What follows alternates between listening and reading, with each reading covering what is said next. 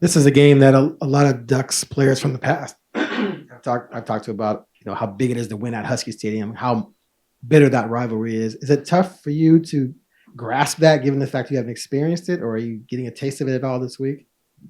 A lot of guys been talking about it, talk about like experiences like playing there and stuff, but I kind of just compare it to other rivalries that I've had at my last school.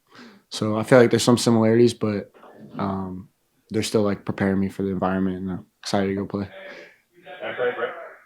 Kind of speaking on that, do you notice a change in the locker room this week at all from some of the guys, especially some of the Oregon guys that know what this rivalry is about, and what have you kind of heard from them, and how has that maybe changed of what you felt obviously in some of the preparations this week?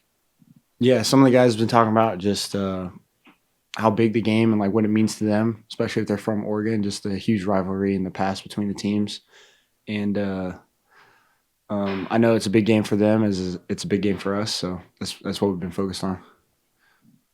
Chris. Do you or does the team, do you guys scoreboard watch when there's another game happening that's important to your outcome? Like this weekend when Ohio State plays Michigan, are you guys gonna be watching that game? Or is it gonna disrupt your pregame routine? Just keeping an eye on that.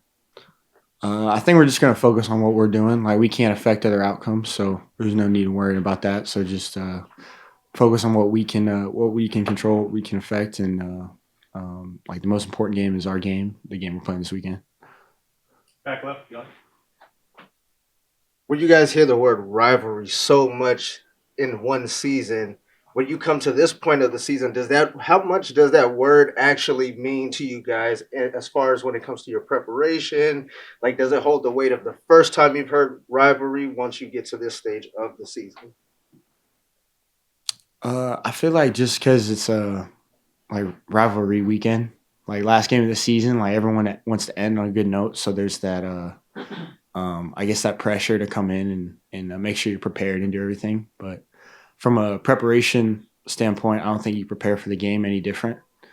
Um, if you prepare more for this game, like why wouldn't you be prepared for the previous games the same way? So I tend to treat every game the same way as if it's the most important game because it's that game that weekend. James. What stands out to you about Demond Williams? What makes him unique? Just this dual threat, like he's able to throw, he's able to run. He can do it all. He's pretty fast. So yeah, a big focus will be just on containing him um, and then keeping track of their other explosive players in the offense. Back right, Brett. Just wondering, what did you guys learn as a DB room from a week ago facing off against Mayav? Obviously, he was able to push the ball downfield. Obviously, you guys got a couple of picks, but how did that kind of experience facing a quarterback like that, you feel like, prepare you for this game, obviously, with Williams and potentially any other opponents you may face down the stretch? Yeah, I'd say that game definitely revealed some areas where we can improve on, like some of the deep balls, the 50-50 balls, and make sure we're playing with clean hands, clean techniques. We're not getting more PIs. But I think that game like helped us with some experience playing against better wide receivers and a better total offense. Um, and then I think it allows us to learn and grow from the opportunity. James. Obviously, you're preparing for an opposing offense, but when you have familiarity with Coach Walters in particular, is there something you can offer your offense to prepare for this week when you obviously know you know his defense and see any similarities in what they do? And does that add an element to this rivalry for you when the opposing DC was your coach last year or 2 years?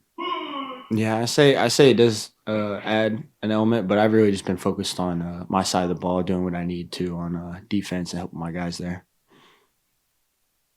James. You see it more in practice, but I mean that's more from like a safety perspective, Dylan. Can you explain to like the layperson of when Dante connects with Malik on those cross field throws from one hash to the other, which he's done like 3 or 4 times this season, really big spots. Mhm. As a safety who has to guard against that, whether it be in practice or from an opposing quarterback in general, just how difficult that throw is. Like, can you explain to like the average fan, like to understand how difficult it is to do what they've been able to do? Incredibly clutch spots this season. Yeah, he's definitely been able to fit in some tight pockets, able to throw across his body in those crossers. Especially safeties coming down and nailing down on it. Like kind of opposite safety supposed to see it, so then they can both pass off the routes. It's a hard combination to go against as a safety, but as we've been getting it in practice and we've been helping them like get a good look, so I feel like that's helped him improve. It's helped us improve and play against it.